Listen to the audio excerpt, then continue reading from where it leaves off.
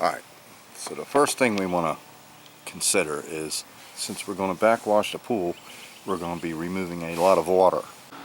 So a good rule of thumb would be to overfill your pool so you can make up for the loss of water as you're vacuuming and you don't pull air in your vacuum line, and I'll show that here in a bit. Before you vacuum, have your nozzle at an upward angle so it doesn't stir up the debris on the bottom. So here's an overview of the system I'm using. It's a Hayward DE.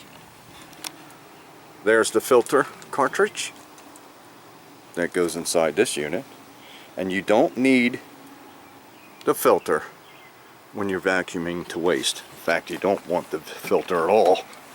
So the first thing is we remove the leaf catcher, and this line feeds the pump. That valve's on, goes into your filter, up, out this valve, and into your pool. We'll need that initially, and then we will go to the waste valve as we vacuum.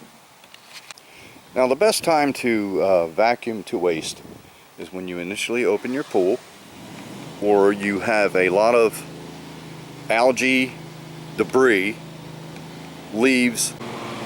Now I've already pre-filtered the water a bit in order so we can see the bottom. Alright, here's the vacuum pole. And we just hook this right on the end there. Ooh. Then put it in the pool. And one side note here, when I put this in the pool, I like to leave it turned like that. Usually it sits like that. That way it doesn't suck to the bottom of the pool. Sometimes if you leave it like that, it'll go. And you know, if you don't release that pressure soon or quickly, you could damage your liner.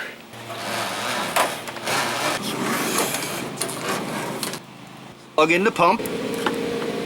Wow, nothing happened. The GFI must be tripped. Oh, it took right off. For now, we leave this on because we use this jet, prime the vacuum hose with this pressure, and you'll see bubbles. Oh, there they go. And as soon as the bubbles are out, you simply go right over to your skimmer, and you don't even need that round cone they put in there. The vacuum itself just holds itself right down there, so if you don't have one, just do that. Got good pressure, everything's flowing, and right now it's going back into the pool. So we want to turn this. Well, I'm not going to turn it off yet. I'm going to open the drain valve. And everything we vacuum out of the pool is going to come out this drain. As soon as I turn this one off, that's going to increase. But I don't like to vacuum at full pressure because you lose too much water. You can sufficiently vacuum it half throttle, whatever you want to adjust it at, but that's too much water. So right there, we'll try that and see how that works. And we're ready to start vacuuming.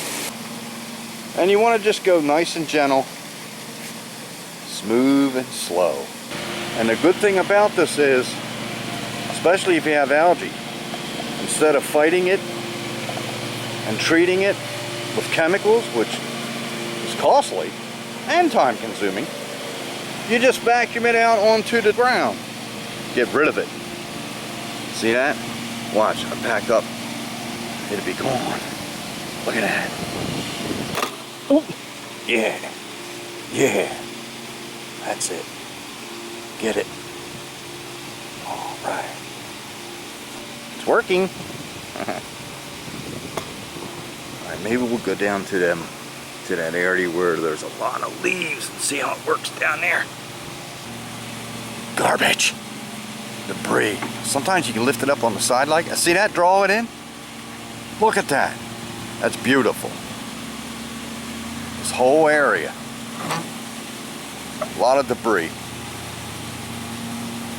And what they tell me at the pool place is If you have a lot of algae, leaves, debris, and you try to fight it by chemical chlorine, it will eat the chlorine. So you'll be dumping chlorine in, the next day it's like, man, still showing no chlorine. That's because the debris, algae's eating it up.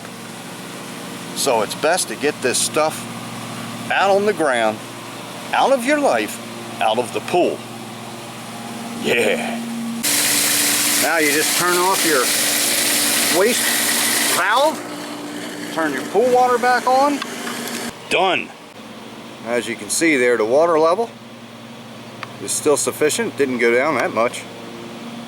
Looks good. I tell my neighbor all the time, you get hot, want to take a dip, just come right over. They never do.